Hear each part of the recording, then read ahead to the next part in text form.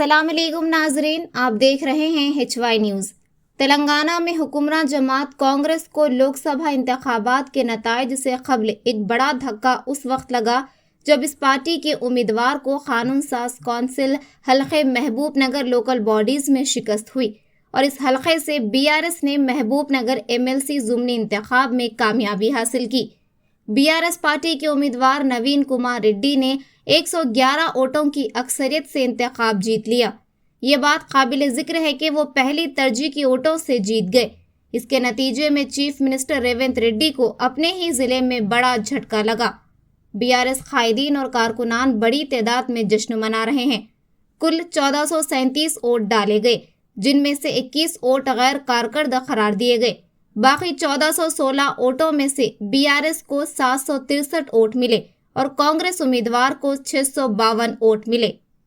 मजीद खबरों को जानने के लिए आप जुड़े रहें HY न्यूज़ के साथ और चैनल को सब्सक्राइब करें, लाइक और शेयर करें।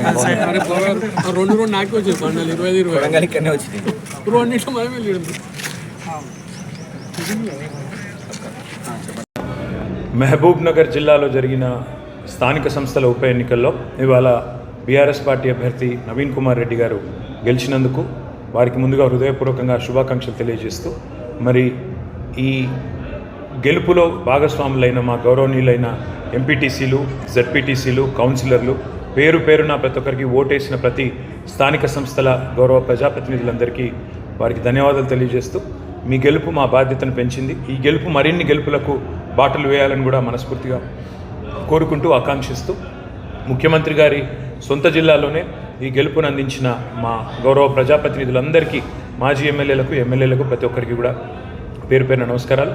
నవీన్ కుమార్ రెడ్డి గారికి ప్రత్యేకంగా శుభాకాంక్షలు.